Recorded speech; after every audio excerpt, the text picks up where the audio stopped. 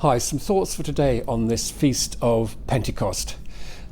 Now, whilst I'm talking to you, you might think you can hear actually the wind of Pentecost. Pentecost has always been attributed to many things, fire, but one of the things is the mighty wind that blows.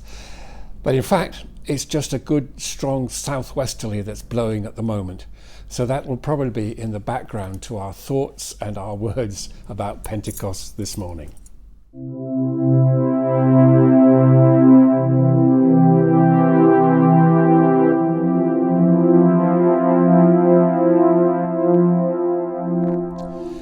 So a couple of years ago, Tiger Woods found himself on the 18th green at Augusta.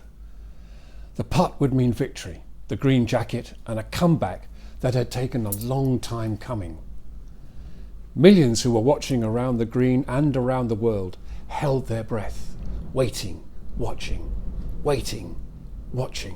as the ball rolled, until gloriously the ball slipped from view. Then a golfer's arms outstretched as millions shouted, "Yes, yes, yes." Do you remember a catch taken by Ben Stokes? South Africa are batting. The batsman is facing Adil Rashid.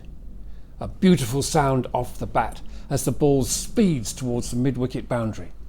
Thousands watch and wait for an agonising 2.5 seconds as Ben Stokes, leaping and reaching over 8 foot, somehow catches it backhandedly.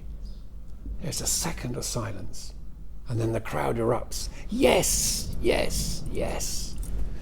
The power and joy of yes. If you ever wanted to appear on Britain's Got Talent, you needed 4 yeses to proceed to the next round. At the beginning of June, we shall remember those who landed on the beaches of Normandy over 75 years ago. Thousands said yes in a very powerful yet sacrificial way to help bring about a huge turning point in history. The power of yes, which can bring so much joy, promise of success, but also massive risk. The power of yes. Now it is Jerusalem, 9 o'clock in the morning. The disciples suddenly feel able to come out of their hiding place, and with a joy and power in their hearts, they are able to speak of the things of God. Yes, they said, this is the truth of God, the love of God, and yes, I am able to speak of the good news of what God has done in Jesus. Those who listened, whether from Parthia, Cappadocia, Asia, Mesopotamia, or wherever, were able to say in response, yes, I am included. What these guys are saying is for me, personally. Yes, I'm part of it. Yes, this is for me. Yes, we are all in this together. Jesus, throughout his working life, demonstrated the power of yes. For so many he met had lived under the dark and restricting shadow of no. No, you're not good enough. You're in the wrong job, from the wrong neighbourhood, from the wrong race. You've not fulfilled the laws laid down. No, you cannot come in. You cannot be part of it all. Your health or lack of it, your family, your everyday life means no. Then along comes Jesus. He's saying yes to all those who had only heard no. It was a task which the disciples had to continue. It was not easy for them. The early church had many arguments about how to go forward. Making the likes of you and me part of this movement was not easy. We are part of Christ because those followers of Jesus, energized by the Spirit, said yes. Yes to all and everyone. During his days as president, Thomas Jefferson and a group of companions were travelling across the country on horseback.